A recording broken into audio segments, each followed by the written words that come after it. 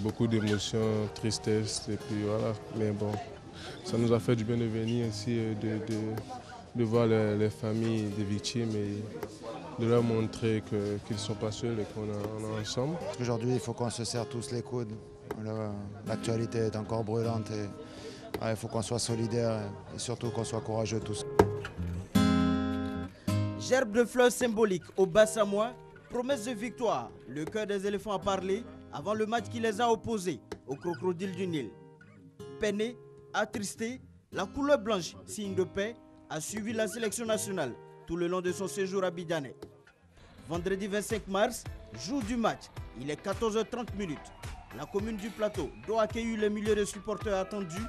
Tous les axes menant au stade Félix Houphouët-Boigny sont verrouillés par les forces de l'ordre. Regards vigilants, échanges téléphoniques.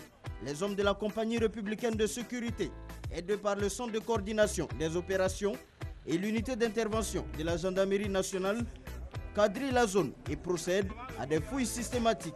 Tout objet présenté potentiellement dangereux est immédiatement retiré des mains des supporters qui sont passés en tout et pour tout par 3 barrages de sécurité avant d'avoir accès au stade Félix Houphouët-Boigny.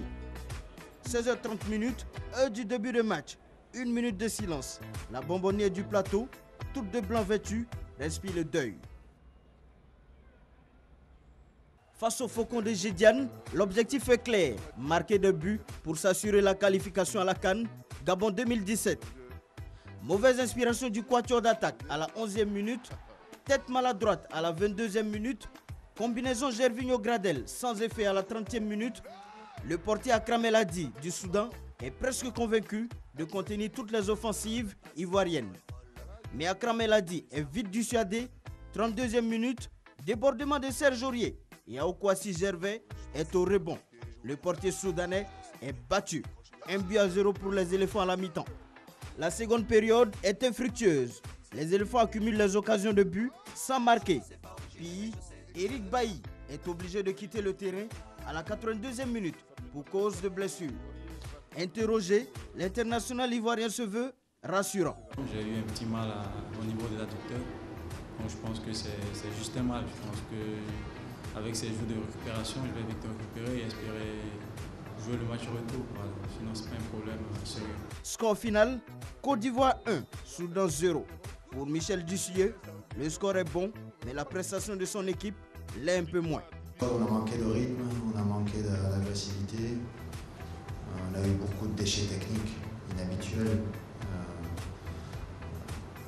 Après sur la seconde mi-temps, on a eu 2 belles occasions en début de seconde mi-temps, après ça a été un peu blanc-blanc je dirais. On a essayé peut-être de gérer au maximum en fonction de l'état de forme des uns et des autres. Le mardi 29 mars, au stade de Khartoum, les éléphants ont un autre défi. Sans son public du stade Félix Houphouët-Boigny, Yao Kwasi Gervais et ses coéquipiers doivent honorer leur titre de champion d'Afrique 2015 face aux crocodiles du Nil du Soudan.